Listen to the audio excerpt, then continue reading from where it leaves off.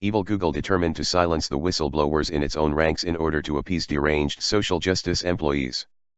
If Google is looking to give the impression that they are a professional and respectable company, then they are doing a terrible job.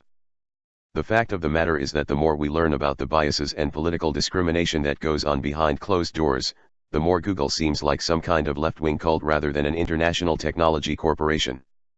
Now, Google is doing everything they can to prevent details about the way the company treats conservative employees from leaking to the public. As reported by Breitbart News, just days after Wired published a piece that viciously attacked the whistleblowers at Google who have come forward with claims of abuse and intimidation towards conservative employees, a senior vice president at the company is doubling down and promising retribution against employees who choose to publicly speak out about their concerns. Related, for more news on censorship, visit censorship.news. Sometimes, like yesterday, I am saddened, taken aback, disgusted by the thought that there are Googlers coming to work filled with gatesick towards their colleagues, wrote Google Senior Vice President Urs Holzel in a message posted on the company's internal channels, which was obtained by Breitbart Tech. I'm not even sure what adjective to use, but it's sad. No matter the topic, there's just no room for hate at Google. The senior vice president went on to say that we can't let a small fraction of employees dominate our thoughts, feelings, and culture, and that he hopes to identify those behind this reprehensible conduct.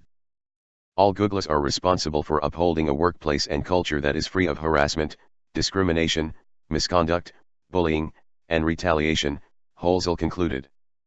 Google has been turned into a left-wing snowflake echo chamber that crushes diversity of thought. Of course, when Holzel says that he wants to uphold a workplace and culture free from harassment and discrimination, what he really means is that he doesn't want conservative employees to expose left-wing staff members for the bullies that they are. In his mind, the act of abusing or intimidating conservative workers is not discrimination, but when a conservative worker speaks out about that abuse, then that is an example of discrimination. It really is a twisted and warped way of thinking, but it's a mentality that sadly is to be expected from the progressive left. The reason why all of this anti-conservative discrimination was ever brought to light in the first place is largely because of James Damary, a former Google employee who is now suing the company for the way that it treats its right-of-center workers. There are many notable allegations made in the lawsuit, but perhaps one of the most shocking was regarding a lengthy internal post about Damary himself, which read, "If we really care about diversity in tech, we don't just need to chase serial offenders out of Google, we need to discourage them all throughout the industry. We should be willing to give a wink and a nod to other Silicon Valley employers over terminable offenses, not send the worst parts of tech packing with a smile." The suit also alleges that the company has a list of prominent conservatives, such as Alex Jones and Theodore Bale, that are not allowed on the Google campus. When right-wing blogger Curtis Yarvin, who advised Steve Bannon as well as several other members of the Trump administration, visited Google's campus to eat lunch with an employee, he triggered an alarm and security escorted him off the premises. With any luck, the lawsuit being brought about by James Damary will bring Google to justice for their unfair and abusive treatment towards conservative employees. At the very least, the people now know the truth, it is up to them how they want to respond.